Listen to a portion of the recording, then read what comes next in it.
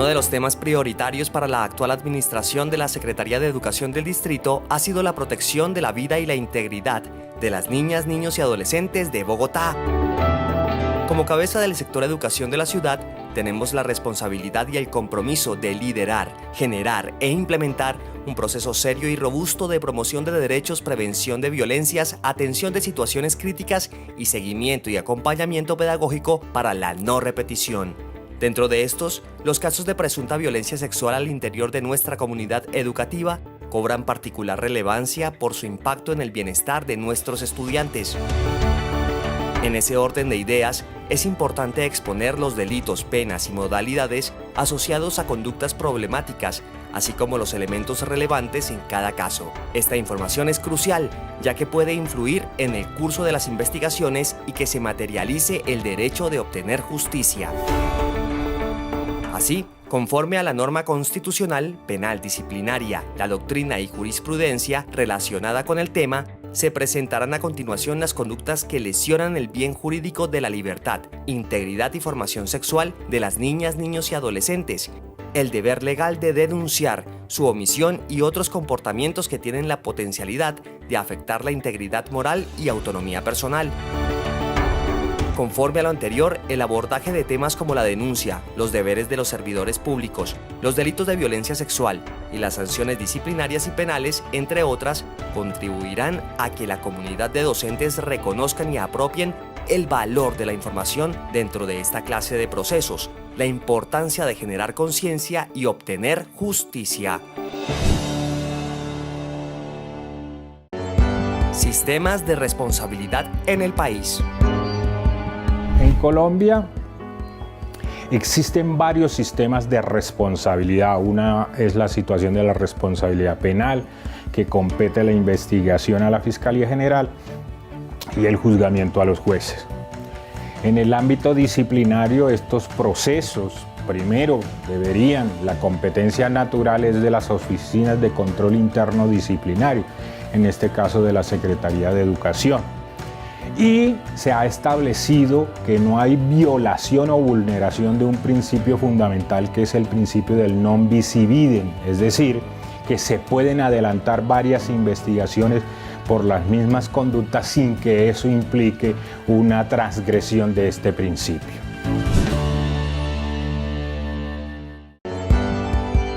¿Cuáles conductas asociadas con la libertad, integridad y formación sexual están previstas como falta disciplinaria en el Código Único Disciplinario y por qué? Bueno, lo que tendría yo que decirle a los servidores públicos que son docentes es que el Código Disciplinario Único establece como falta disciplinaria de carácter gravísimo cometer cualquier comportamiento que sea considerado delito en el Código Penal en ejercicio de las funciones. Desde el punto de vista de los niños, niñas y adolescentes, uno de los principales deberes de esos servidores públicos es, por supuesto, salvaguardar su integridad tanto física como sexual.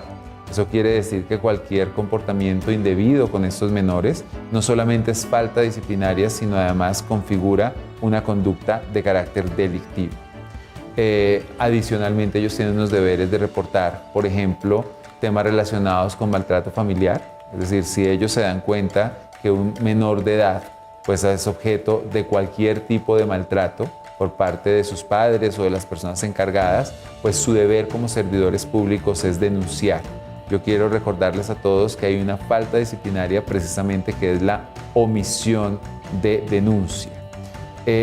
Los servidores públicos docentes tienen autoridad, porque finalmente son figuras de autoridad. Pero la autoridad se gana a través del respeto y del diálogo. Obviamente cualquier maltrato, cualquier extralimitación en esa función como figura de autoridad también constituye una falta disciplinaria. En el ámbito disciplinario, en el artículo 65 del Código General Disciplinario, que está integrado por las leyes 1952 del 19 y 2094 del 2021, se establece que la realización del tipo objetivo de un delito llevado al ámbito del derecho disciplinario constituye falta gravísima. Es decir, que todos esos delitos, por ejemplo, el acceso carnal, que normalmente se conoce como violación, los actos sexuales contra los menores, el delito de acoso sexual, que es muy frecuente en estas actividades educativas en contra de los niños, las niñas y los adolescentes, llevados al código disciplinario se convierten en faltas gravísimas. Estos actos están previstos como falta justamente por la trascendencia, no solo desde el punto de vista de la formación, sino desde el punto de vista de la dignidad de la persona, de lo que implica esa calidad del ser humano que es el niño, de la protección especial constitucional que se le dispensa por el hecho de ser un niño. Ese es el fundamento por el cual el ordenamiento jurídico es muy riguroso frente a la limitación a este tipo de comportamientos que tengan cualquier tipo de connotación sexual de los profesores hacia los estudiantes. Esos comportamientos están previstos como falta disciplinaria porque el legislador ha establecido que tienen suma gravedad y la falta disciplinaria implica que el servidor público no cumple su rol funcional, que se extralimita en el ejercicio de esa función y puede afectar los derechos fundamentales, en este caso de las víctimas, los niños, las niñas y los adolescentes. Por lo tanto, es la naturaleza, la gravedad del comportamiento lo que ha dado lugar a que el legislador establezca unas normas donde a la vez determina unas consecuencias por la comisión de estos comportamientos. El respeto absoluto al proceso de formación, la prohibición igualmente absoluta de cualquier tipo de interacción, de aproximación, de acercamiento, que tenga cualquier tipo de connotación sexual. En esto los docentes deben tener absolutamente claro que no pueden tener el más mínimo espacio, por pequeñito que sea, para dar pie a alguna posibilidad de interacción, de roce, de toque o comportamientos que trasciendan más allá desde el punto de vista sexual. Debe tenerse claridad que el ordenamiento jurídico es riguroso desde el punto de vista disciplinario en cuestionar y en sancionar este tipo de comportamientos, por pequeños que sean. Tengo que decirles que al final del día un docente es un servidor público. Por lo tanto, ese servidor público tiene unas responsabilidades superiores a las que tiene un ciudadano. Si a esto le sumamos que son servidores que se encargan de la formación de menores de edad, dichas responsabilidades se convierten en superlativas. Los servidores públicos, por lo tanto, están sometidos a un conjunto de deberes y de funciones que son consustanciales a su cargo.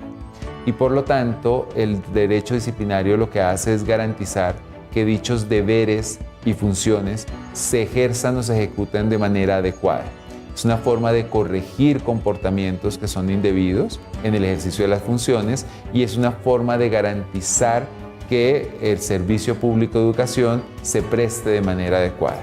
Pero al mismo tiempo también es una herramienta que de manera directa protege los derechos de los niños, porque finalmente estamos frente a personas que forman menores. Y gran parte del contenido de esa relación laboral de los docentes de colegio, o de colegios públicos, tiene una relación directa con los menores.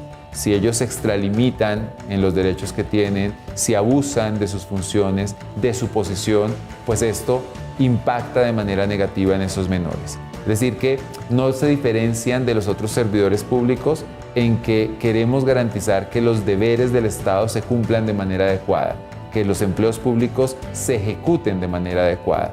Pero lo que sí es distinto es los destinatarios de esas funciones. Y eso hace que las responsabilidades pues sean superlativas, precisamente porque estamos hablando de menores de edad.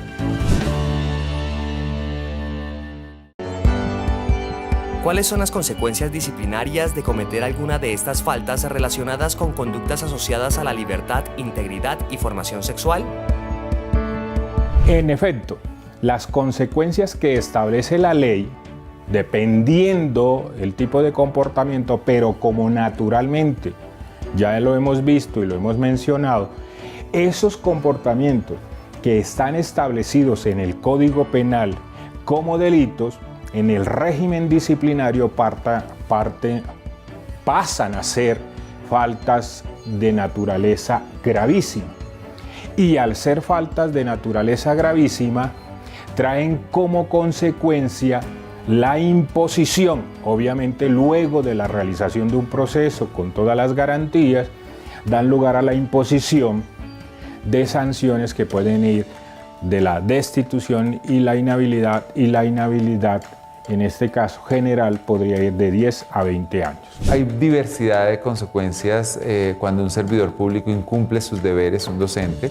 Voy a empezar por aquellas faltas que considero más graves, entre ellas aquellas que tienen connotación delictiva, temas relacionados con acoso sexual, acceso carnal a menores de edad. Y quiero aclarar que aun cuando fuera consentido, cuando estamos frente a personas de 14 años, por considerar que esta información también se considera delito, y por supuesto, pues cuando este acceso no es consentido. Si esto configura delito, la consecuencia disciplinaria pues tiene que ser la más alta también, implicaría una destitución del cargo y una inhabilidad para ejercer cargos públicos en el futuro, y son inhabilidades verdaderamente largas. Y aquí porque son comportamientos absolutamente reprochables por el ordenamiento jurídico. En este contexto, si tenemos comportamientos que constituyen delitos, que es el máximo nivel de castigo que la ley puede prever, con mayor razón el ámbito disciplinario no puede quedarse atrás, y la consecuencia sí o sí tiene que ser la desvinculación del servidor público y la consecuente inhabilidad, lo cual quiere decir que no solamente no va a volver a ejercer como docente, sino en cualquier otro cargo público o contrato del Estado, porque la inhabilidad en estos casos es general. Son consecuencias desde suspensiones provisionales que pueden llegar incluso hasta los 18 meses, pero en casos que trasciendan, que impliquen, por ejemplo, ya abusos, maltratos y demás, podemos estar hablando de la destitución con una inhabilidad general que va entre 10 y 20 años. Ese rigor en las sanciones debe ser un llamado de atención, debe ser una alerta al profesor que también sea consciente hasta dónde está dispuesto él, en su aspecto personal también, a poner en juego su futuro.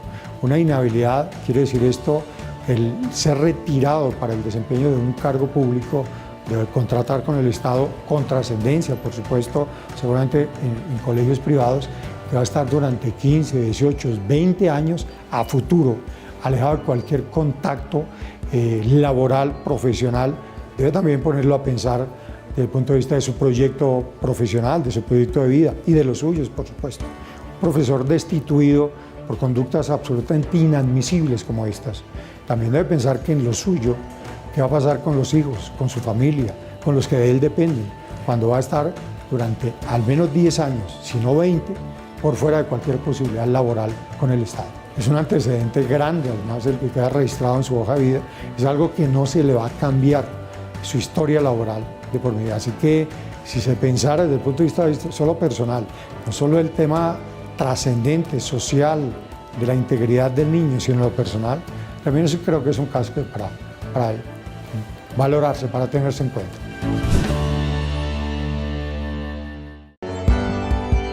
¿Por qué el derecho penal se acciona en la violencia sexual contra estudiantes de las instituciones educativas distritales? El derecho penal se acciona en los casos de violencia sexual contra estudiantes de las instituciones educativas distritales debido a que las demás alternativas de control han fracasado. Es decir, el Estado tiene como último recurso la acción del derecho penal y este a su vez, pues su función es controlar o reprimir estas conductas que puedan afectar a los intereses sociales. Consecuencia de ello, pues es la pena. Y la pena, dentro de las penas, pues también se encuentra la pérdida de la libertad. Precisamente el derecho penal es un mecanismo de control formal. Es el mecanismo por el cual el Estado garantiza la pacífica convivencia de los ciudadanos en una sociedad civilizada. ¿Qué afecta esa instancia de finalidad de la pacífica convivencia? La afectación de los derechos y los bienes jurídicos de los asociados. Entre ellos, el Código Penal protege un bien jurídico a partir del artículo 205 y subsiguientes, que tiene que ver con la formación, la libertad sexual de las personas. ¿Cuáles son los delitos de violencia sexual que más comúnmente se presentan en las instituciones educativas distritales y cuáles son sus principales características? ¿Por qué delitos debe responder una persona que abusa de un niño en Bogotá, en Colombia? Pues están los delitos que están en el capítulo 2 del título 4 de los delitos contra la libertad, integridad y formación sexuales. Son 3 artículos con sus respectivas agravantes. El primero es los actos sexuales abusivos que tiene efectivamente cuando es con menor de 14 años. El primero es el acceso carnal abusivo, que es uno de los delitos más fuertes y más complejos, de una pena efectivamente de 12 a 20 años, cuando efectivamente se accede carnalmente a un menor de 14 años. El segundo son los actos sexuales con menor de 14 años, que tiene que ver con todo lo que sean actos sexuales pues, diversos al acceso y donde efectivamente se tengan algún tipo de práctica sexual o se induzca a prácticas sexuales a los menores, todo este tipo de actos, de tocamientos libidinosos que haya para los menores que afecten efectivamente su integridad sexual. Tenemos también todo el tema del acoso sexual, que ya es cuando la persona tiene una posición de superioridad, una relación de autoridad o de poder, posición laboral, social o familiar, que da de 1 a 3 años. Y están las agravantes de estos delitos, que es muy importante que ustedes tengan en cuenta. Cuando la conducta se comete con el concurso de otra persona, en lo que tiene que ver con los servidores públicos, los docentes, el responsable tuviera cualquier carácter, posición o cargo que le dé particular autoridad sobre la víctima o le impulse a depositar en él su confianza. Una tercera, que se produjere contaminación o una enfermedad de transmisión sexual, se realice sobre personas menores de 14 años.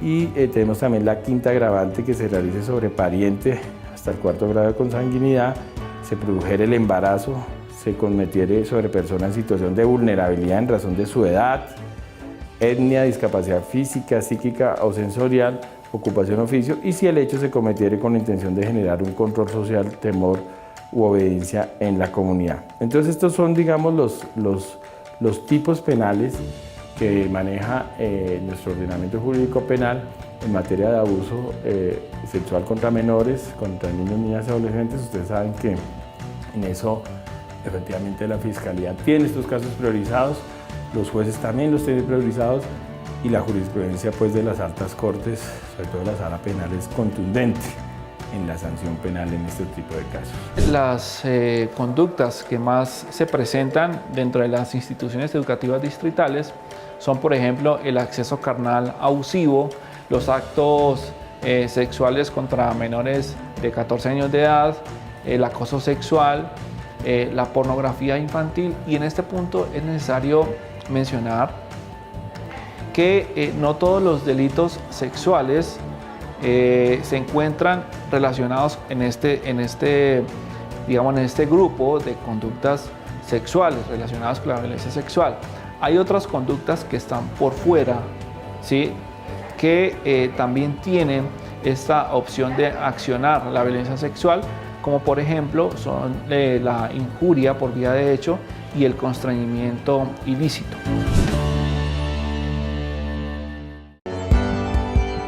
¿Cuáles son las consecuencias penales de cometer algún delito asociado a violencia sexual? Las consecuencias penales de cometer estos delitos es que un docente se expone a unas penas muy altas. Son penas muy altas, y les queremos decir que los temas de los delitos sexuales no tienen beneficios en materia procesal. O sea, no tienen los beneficios que pueden tener otro tipo de conductas penales, otros tipos de conductas que tengan significado jurídico penal.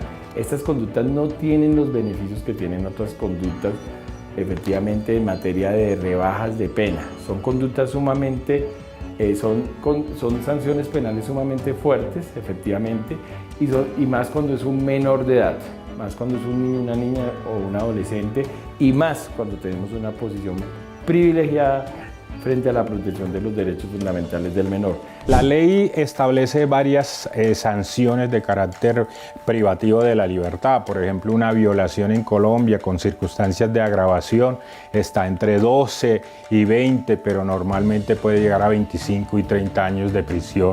Otros delitos pueden estar entre 12 y 18, 12 y 20, y el acoso sexual está entre 1, 3, y dependiendo de las circunstancias de agravación podría llegar hasta 5 años de pena privativa de la libertad. Y las consecuencias, evidentemente, pues es la investigación por parte de las autoridades y la judicialización. Las penas, por ejemplo, del acceso carnal abusivo se encuentran desde los 12 años como mínimo hasta los 20. Los actos sexuales en menor de 14 años comienzan desde 9 hasta 13 años. Y la pornografía infantil, por ejemplo, el mínimo es de 10 años de prisión a 20 años de prisión. Esas son las consecuencias jurídicas a las que se enfrenta un presunto agresor por violencia sexual. ¿Cómo se pueden reportar los delitos de violencia sexual y cuál es la ruta de judicialización dispuesta en Bogotá para delitos de este tipo? El derecho penal se acciona mediante la denuncia. Es importante, en el caso concreto de las violencias sexuales contra estudiantes, que estas conductas se denuncien de manera inmediata para que sean las autoridades competentes quienes determinen si existe o si estas conductas se encuentran o tienen elementos característicos de un delito, para que posteriormente sean investigados y judicializados. Nuestra primera ruta, que ya llevamos un año con ella, está acá en Ciudad Bolívar, en Corposol, allá detrás de la alcaldía local de Ciudad Bolívar. ¿Qué cubre esta ruta? Cubre San Cristóbal, cubre Rafael Uribe, cubre Tunjuelito y cubre Ciudad Bolívar, y también Usme. Tenemos allá 4 fiscales de delitos sexuales, 10 fiscales de violencia intrafamiliar, tenemos médicos de medicina legal que hacen los dictámenes de abuso sexual, tenemos efectivamente psicólogos del CTI, tenemos las cámaras, las salas donde hacemos las entrevistas a los menores, tenemos al CTI, tenemos a la SIGIN, tenemos toda la oferta institucional del distrito, está ya la Secretaría de la Mujer, está el ICDF, la Secretaría de Integración Social, para restablecerle a nuestros niños todos sus derechos e integrarlos efectivamente en todos los ámbitos sociales. Esa es la primera ruta. Abrimos en 15 días nuestra ruta en Bosa. Para todo el sector de Bosa va a estar esa ruta. Ahí también vamos a tener fiscales itinerantes en materia de delitos sexuales y de violencia intrafamiliar, con todo ese componente. Después viene nuestra ruta del centro, que la vamos a abrir también en 15 días, que va a cubrir todo lo que es Chapinero, Teusaquillo, Puente Aranda, todo el centro de Bogotá.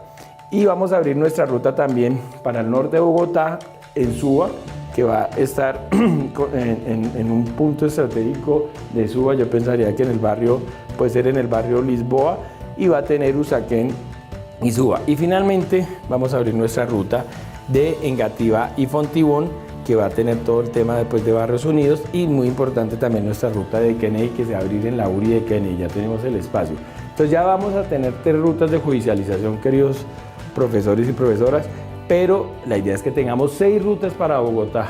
Tenemos plazo hasta el 31 de diciembre de hacerlo, para que vayan los menores, y les aseguramos que en menos de 26 horas sale la orden de captura contra ese abusador sexual. Reflexión final: responsabilidad ética y social de los servidores públicos.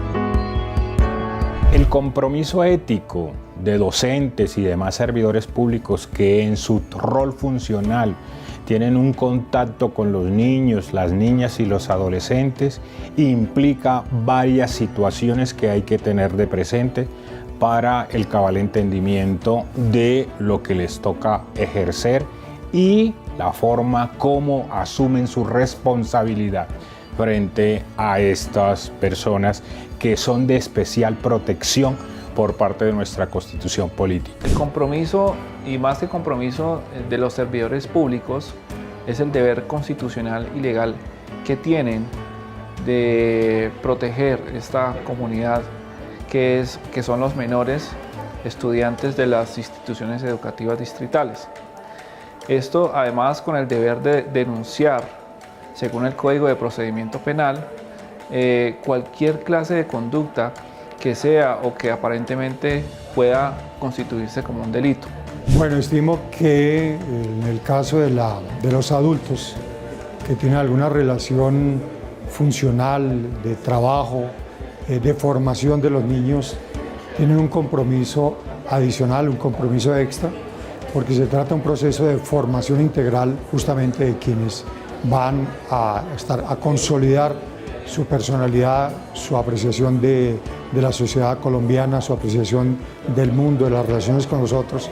Luego, las condiciones, las características que identifique esa relación, la calidad de la relación del docente con los estudiantes es fundamental en el proceso de formación de los niños, no solo a presente, sino fundamentalmente pensando esa sociedad a futuro.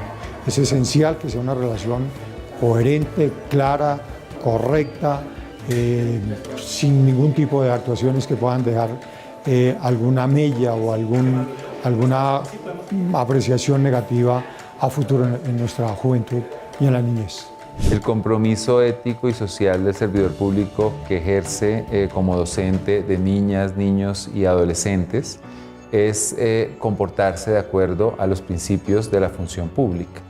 Dentro de ellos está obviamente la igualdad, que yo creo que es uno de los mayores pilares de la educación, y es tratar a esos niños, niñas y adolescentes sin ningún tipo de discriminación, de hecho, de la manera más objetiva posible.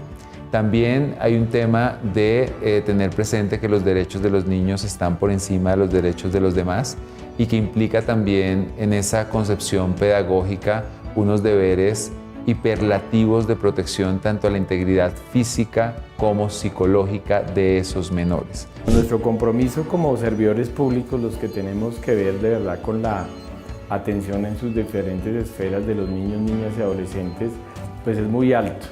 En eso sí queremos decirles que la responsabilidad es mayor precisamente cuando somos servidores públicos. Cuando somos servidores públicos, pues su mismo nombre lo indica, nuestra esencia es servirle a la gente. Y hoy en día el servidor público está atado efectivamente a la protección y a la obligación de los derechos fundamentales. Y en un Estado constitucional como el colombiano, pues la protección de nuestros niños, de nuestras niñas y de nuestros adolescentes es una protección reforzada. Eso nos obliga a nosotros a que seamos conscientes de que tenemos unos deberes positivos, de que tenemos unas competencias especiales en la protección de nuestros niños. Todos los servidores públicos, ustedes los docentes, las profesoras, las orientadoras, los orientadores, tienen esa obligación constitucional, esa obligación legal frente a los niños y a las niñas, que son nuestra razón de ser en un Estado constitucional moderno, y es la protección de sus derechos fundamentales en todas sus esferas.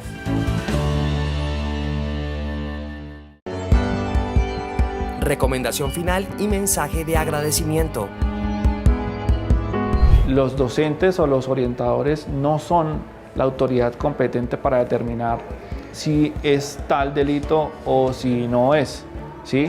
Lo importante es que no olviden los detalles de cada conducta, de cada caso en concreto.